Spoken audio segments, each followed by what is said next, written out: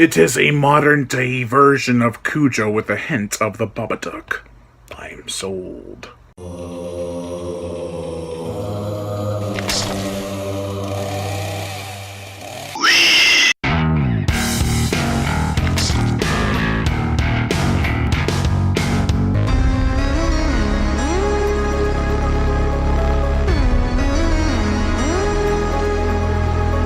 The Monster. I hate showing the cover to this movie because it spoils what the creature looks like, but I really wanted to talk about the creature later in the review, so I'll try to show the cover as little as possible. Welcome to day 9 of my Scare Show 3, titled One Last Scare. Let us begin.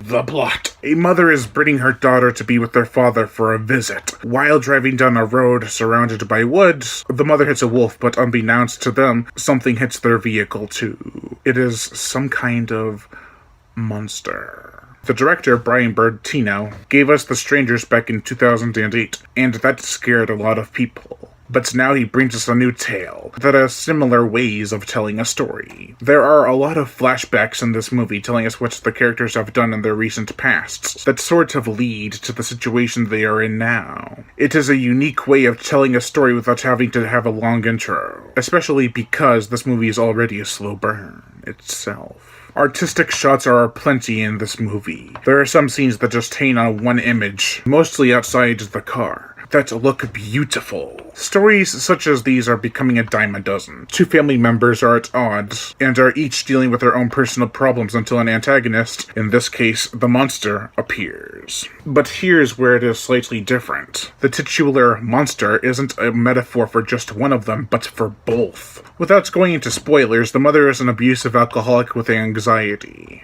Her daughter has to act like a guardian in some scenes, especially near the beginning. They both have to overcome their own demons, which are quite similar. I especially love how everyone that comes to help them is killed, because it is like the alcohol speaking to the mother, shouting out help. The daughter in this movie does an amazing job. I thought it would go one way, but at the end I was like, holy shit! I did not expect it, and I so want to talk about it, but I don't want to risk spoilers. Let us just say it is 100% refreshing. The gore, the effects, a severed arm, some bloody bites. It's not entirely gory, nor does it need to be. The monster itself looks like the monster from Feast and Animal. Nothing amazing, but there was a cloth covering it, or at least it seemed like there was at sometimes, as if it were using it to blend in better. The musical score, besides muffled piano cues, there's barely any music. This works well for the film because not only does it play with silence, but it dabbles in thriving with the sounds of the woods. This movie isn't the best. It's a drama horror with dark undertones. While the story isn't revolutionary, it is still done very well. I recommend it to people who like slow burns with mature thematic material, and one hell of a payoff. Overall, I give The Monster